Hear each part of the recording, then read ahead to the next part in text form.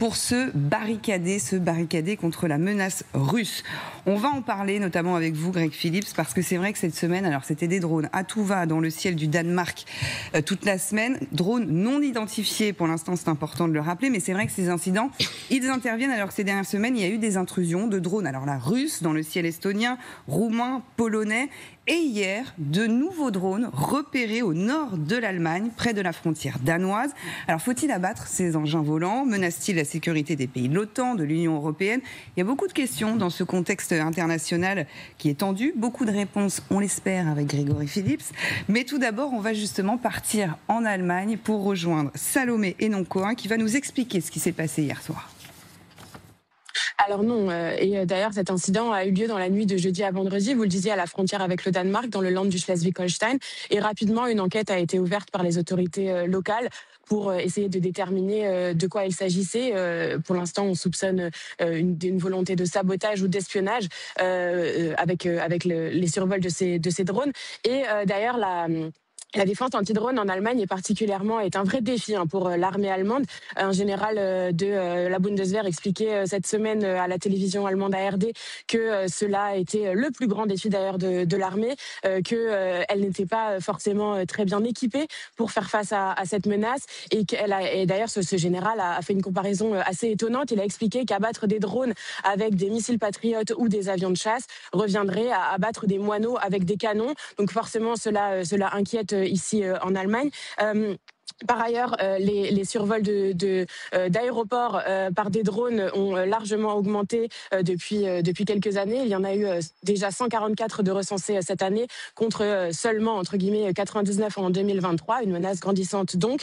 Ce qui est visé, ce sont donc les aéroports, comme par exemple celui de Francfort, ou encore la base aérienne de Ramstein, la base américaine de Ramstein, située dans le sud de l'Allemagne. Et le chancelier Merz s'est dit d'ailleurs particulièrement préoccupé par cette situation ici en Allemagne cette semaine. Voilà, pour ce qui s'est passé donc en Allemagne hier soir. On rappelle quand même, Grégory Phillips, c'est important de le dire, que ces drones, pour l'instant, ils sont non identifiés. C'est différent que les drones qui ont survolé le ciel estonien, le ciel polonais, le ciel roumain. Oui, et puis il y a aussi différentes catégories de drones. Souvenez-vous, en Pologne, c'est une vingtaine de drones arrivés ou de la Biélorussie ou de l'Ukraine et qui étaient sans aucun doute des drones russes. C'était des drones de taille importante. Là, en Allemagne, on ne sait pas encore de quel type d'engin on parle exactement. Je pense que la situation est inquiétante, préoccupante, et qu'il ne faut pas non plus tomber dans la psychose. Ce que nous disait Salomé à l'instant depuis Berlin, c'est que depuis le début de l'année, en Allemagne, vous avez plus de 140 survols de drones qui ont été recensés au-dessus des aéroports, notamment au-dessus de l'aéroport de Francfort. Donc, il y a un phénomène réel qui existait peut-être avant la menace russe et qui continue. Maintenant, mais des drones pourquoi? C'est-à-dire espionnage, c'est ce qu'on disait, survol de sites un peu sensibles, type aéroport, base militaire. Est-ce que c'était des drones lancés depuis l'Allemagne par des ressortissants étrangers venus de Russie, comme c'est le cas en Pologne? Honnêtement, il y a encore beaucoup de questions qui se posent. C'est pour ça que je dis qu'il faut évidemment pas prendre ça à la légère. Et d'ailleurs, les Européens se sont réunis pour évoquer... Alors c'est ça, il y a une inquiétude parce qu'hier, les pays de l'Union européenne se sont réunis pour examiner justement ces propositions pour un mur anti-drone. Voilà. Et là, quand on parle d'un mur anti-drone, c'est vraiment un mur qui serait sur les flancs est de l'Europe pour contrer, en tout cas d'abord repérer, puis éventuellement abattre des drones militaires venus de Russie. Donc, vous voyez, il faut vraiment, quand je dis il ne faut pas céder à la psycho, c'est-à-dire qu'il faut être très vigilant. Il se passe des choses dans le ciel européen. La première ministre danoise, au moment des survols de Copenhague, a pointé du doigt la Russie sans l'accuser formellement, en disant « seul un État est capable de mener une telle opération, et quel État aujourd'hui nous menace, c'est la Russie. » Mais voilà, je pense qu'il convient de rester prudent sur l'origine de ces drones et être évidemment très vigilant tout de même. Grégory, quand on voit écrit mur de drone ou mur anti-drone, qu'est-ce qu'il faut s'imaginer? Est-ce que c'est quelque chose qui va rendre l'Union européenne, j'allais dire, imperméable à toute incursion et menace russe?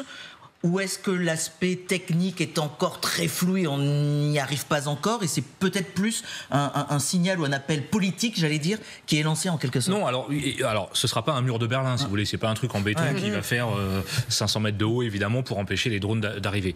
Je parle en citant évidemment nos experts militaires qu'on a régulièrement sur l'antenne de LCI. C'est un mur électronique de plusieurs couches avec des capteurs qui permettent d'abord de repérer les drones quand ils s'approchent du territoire européen. Donc l'idée, c'est de construire une espèce de barrière électronique qui déjà les repère.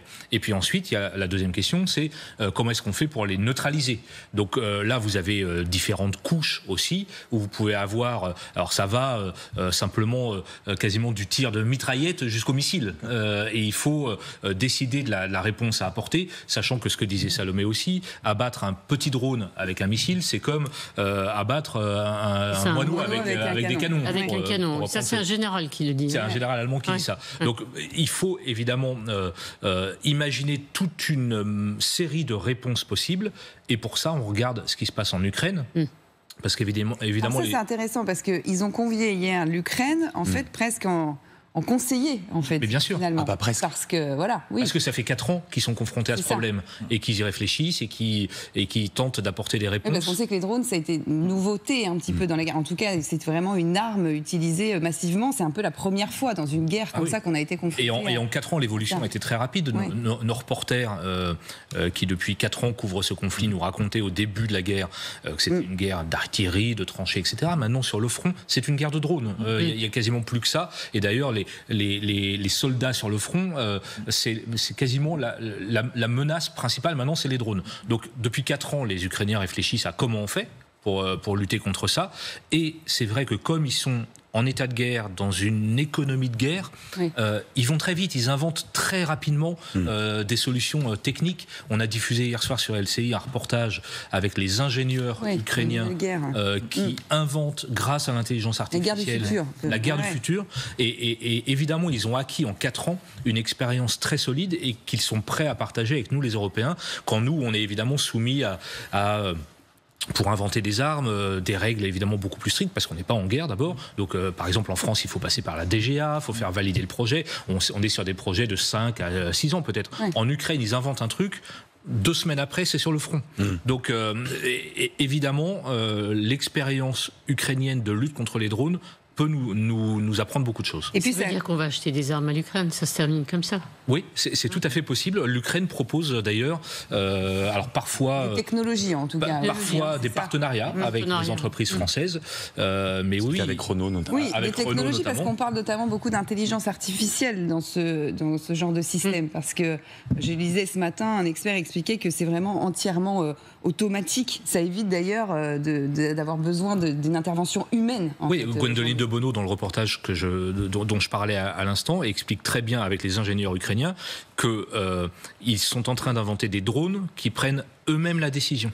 C'est-à-dire que vous lancez votre essaim de drone et c'est l'engin, c'est l'appareil qui prend la décision ou non d'abattre l'engin qui arrive. Oui, alors justement, abattre. Est-ce qu'il faut abattre ces engins? C'est vrai qu'il y avait la réponse jeudi du secrétaire général de l'OTAN qui disait s'il y a une menace directe, il faudra les abattre. Et il y a eu cette réponse de l'ambassadeur russe en France. C'était jeudi chez nos confrères de RTL. Écoutez.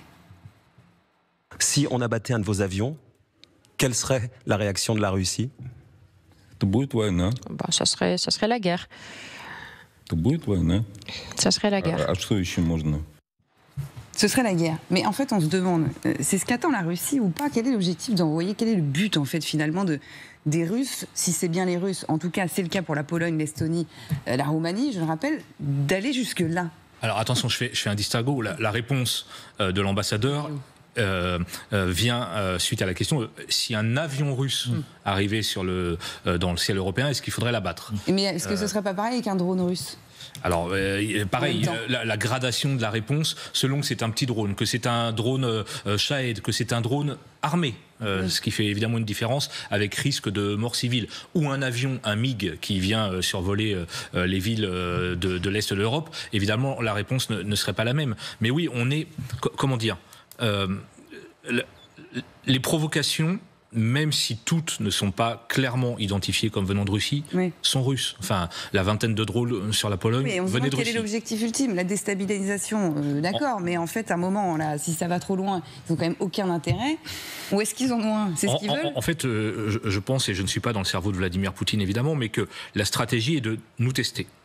Jour après jour, semaine après semaine, tester d'abord nos capacités logistiques à répondre. Tiens, vous avez d'un seul coup une vingtaine de drones qui arrivent au-dessus de la Pologne, qu'est-ce qu'ils sont capables de faire? Alors, la capacité opérationnelle, militaire d'abattre ces drones, on l'a si on prend la décision. Donc ils nous testent d'abord sur un plan technique et puis ils nous testent sur un plan politique. On voit bien que au sein des 32 pays de l'OTAN, tout le monde n'a pas le même avis sur la réponse qu'il faut apporter.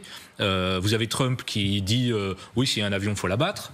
Vous avez Emmanuel Macron qui est beaucoup plus prudent en disant attention, évidemment, mesurons bien notre réponse. Vous avez le secrétaire général de l'OTAN, Mark Rutte, qui est un peu entre les deux, qui n'appelle pas à abattre immédiatement tous les engins venus de Russie. Direct, pas direct, voilà. Bon, c'est un peu flou quand même. Donc ça aussi, de la part de Moscou, c'est quand même une manière de nous tester, de tester notre cohésion. Et évidemment, on est un groupe de, si on compte l'OTAN, 32 pays. Donc il y a des points de vue différents. Alors que côté russe, c'est plus simple. Vous avez une personne qui décide, c'est Poutine au Kremlin.